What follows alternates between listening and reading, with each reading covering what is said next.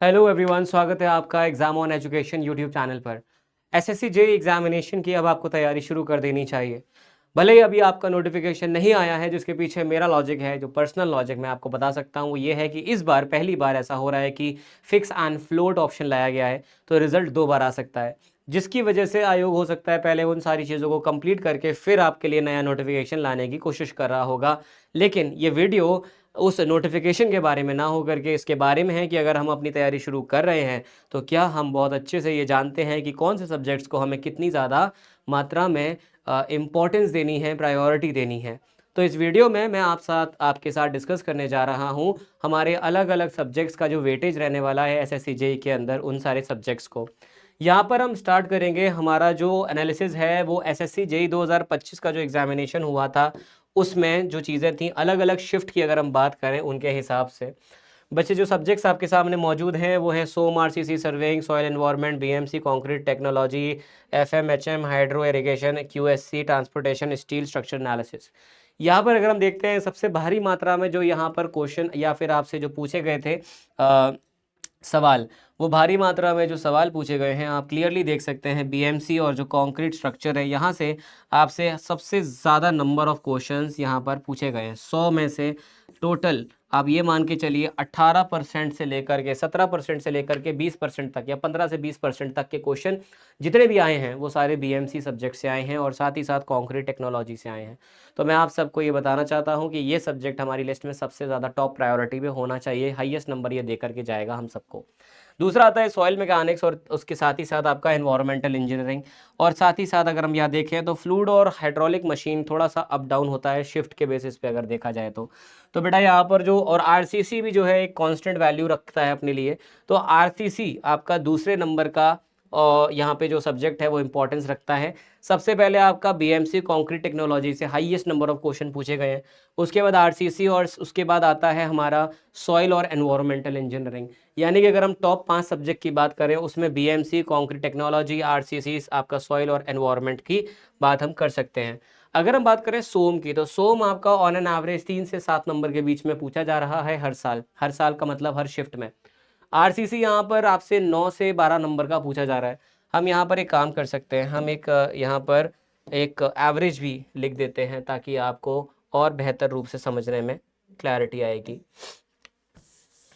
Okay okay, रुक जा रुक जा रुक जा, कोई बात नहीं कोई बात नहीं, सब ठीक है। ओके, यहाँ पर अगर हम ध्यान से देखें बेटा, यहाँ पर अगर हम इनका एवरेज निकालने की कोशिश करें तो आप देख पाएंगे हमारे पास जो जो वैल्यूज़ हैं उनको समझते हैं। सोम जो है हमारे पास वो 3 से 7 नंबर का पूछा गया है अलग अलग शिफ्ट में देखा जाए तो। यहाँ पर आपकी जो वैल्यू है आरसीसी की वो 8 से 12 नंबर की है। सर्वेइंग आपको 4 से लेकर के 10 नंबर तक पूछा जाता है। सॉइल भी आपका 8 नंबर से 11 नंबर के बीच में आता है। एनवायरनमेंट भी आपका 6 से लेकर के 11 नंबर का है। बीएमसी आपका 16 नंबर से 15 नंबर से लेकर के 20 नंबर तक का पूछा गया है। एफएमएचएम जो है बेटा बहुत ज़्यादा वेरिएशन है, 5 से लेकर के 13 के बीच में पूछा, और एग्जैक्ट हम नंबर ऑफ क्वेश्चन भी सेम ही रखे गए हैं, देख रहे हैं आप। हाइड्रोलॉजी प्लस इरिगेशन जो है ये भी अच्छा वेटेज रख रहा है, 9 से 13 के बीच में ये पूछा गया था। क्यूएससी जो आपसे पूछा गया है ये भी आपका 4 से 11 पूछा गया है। ट्रांसपोर्टेशन का थोड़ा वेटेज यहाँ पर उतना नज़र नहीं आता है, फिर भी यहाँ पे 4 से 11 नंबर का क्वेश्चन है। स्टील किसी किसी पेपर में तो पूछा ही नहीं है और किसी में भर के पूछा हुआ है, तो इसको हम छोड़ नहीं सकते सिर्फ शिफ्ट के बेसिस पे। 2 से 13 बड़ा वेरिएशन है। स्ट्रक्चर 1 से 4। अब सवाल यहाँ पे ये आता है इन सब में से हमारे लिए प्रायोरिटी ऑर्डर क्या होना चाहिए। पहले एक तो ये चीज़ हो गई। दूसरा, अगर मैं किसी और शिफ्ट की बात करूँ, किसी और साल की बात करूँ, एक साल पहले की बात करूँ 2024 की, उसमें हम देख पाएंगे कि सोम और स्ट्रक्चरल एनालिसिस से जो क्वेश्चन पूछे गए हैं वो 5 से 6 नंबर के बीच के पूछे गए थे। आरसीसी में 10 से 14, यानी कि आरसीसी का रेलेवेंस तो है। सर्वे 11 से आपका 10 से 11 हो जाएगा। इसके बाद आ जाता है आपके पास 8 से 11 आपका सॉइल हो गया।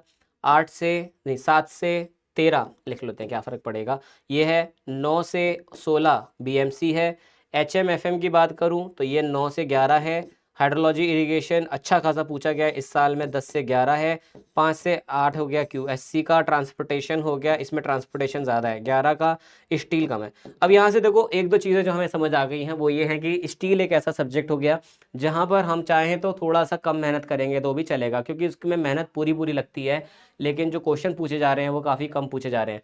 हाईएस्ट नंबर ऑफ क्वेश्चन जहाँ से पूछे गए हैं दोनों साल को अगर मैं कंपेयर करता हूँ, 2025 का और 2024 का, दोनों में हमें एक ऑब्जर्वेशन मिल सकती है कि हमारा हाईएस्ट नंबर ऑफ जो क्वेश्चंस पूछे जा रहे हैं, अगर मैं प्रायोरिटी ऑर्डर में डालूं तो BMC हमारा नंबर 1 पर चलता है, RCC हमारा नंबर 2 पे चलता है, सॉइल और ये एनवायरनमेंट नंबर 3 पे चलते हैं, दोनों ही बराबर हैं मैं कह सकता हूँ आपके लिए, ठीक है।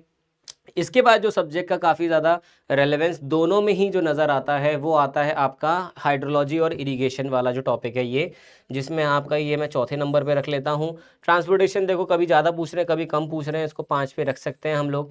इसके बाद फ्लूइड मैकेनिक्स और HM को 6 पे रख सकते हैं, इसको हम 7 पे रख सकते हैं, सर्वेइंग को 8 पे रख सकते हैं, स्टोम को 9 पे रख सकते हैं, स्टील को 10 पे रख सकते हैं।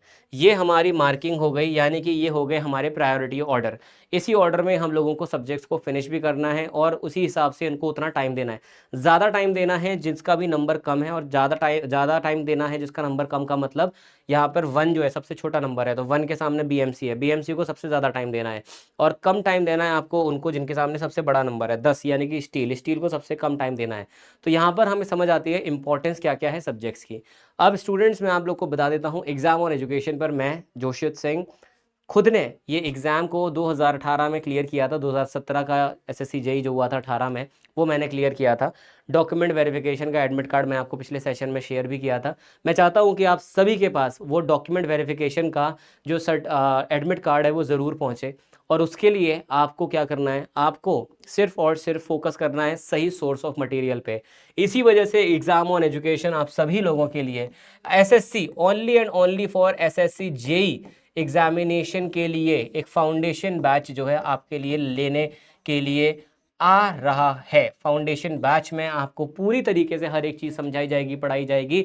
और याद रखो, जो व्यक्ति खुद एग्ज़ाम निकालता है उससे पढ़ने का फ़ायदा यही है कि उस व्यक्ति को पता है एग्जैक्टली क्या पूछा जाने वाला। और मैं आपको एक और बात बता दूं, मैंने जब एग्ज़ाम दिया था उस टाइम पर MCQ नहीं आते थे मेंस में, सब्जेक्टिव हुआ करता था। तो अगर अपन सब्जेक्टिव वाला खुद निकाल सकते हैं तो आपका ऑब्जेक्टिव वाला कैसे नहीं निकलवाऊंगा मैं। तो इसी वजह से इसी जोश के साथ मैं चाहता हूं कि आप सब मेरे साथ जुड़ना। एग्जाम ऑन एजुकेशन की पहले तो एप्लीकेशन इंस्टॉल करो, और ये फाउंडेशन बैच अगर आपको चाहिए है या इसकी जानकारी चाहिए, मुझे पहले इसको वीडियो के नीचे कमेंट बॉक्स में हार्ट साइन आप बना करके जाइएगा। और उससे पहले अगर आपको और फ्री लेक्चर्स भी चाहिए तो उसके लिए भी आप मुझे हार्ट साइन भेजिए। और SSC JEE के रिगार्डिंग अगर आप डेली लाइव क्लास चाहते हो यूट्यूब पर फ्री ऑफ कॉस्ट जो चलती रहे, उसके लिए भी आपको एक हार्ट साइन इस वीडियो के नीचे भेजना है, ताकि मुझे पता चल सके कि कितने ज़्यादा बच्चे हैं जो यहाँ पर इंटरेस्टेड है इस पर्टिकुलर एग्जाम को लेकर के। बाकी आपको मैं मिलता हूँ फिर किसी और वीडियो में, तब तक के लिए आपको ध्यान रखना है अपना और अपने परिवार का। Thank you so much. मेरा नाम है जोशित सिंह। फिर मिलूंगा मैं आपसे दोबारा से एग्जाम ऑन एजुकेशन एप्लीकेशन पे। Bye bye and take care.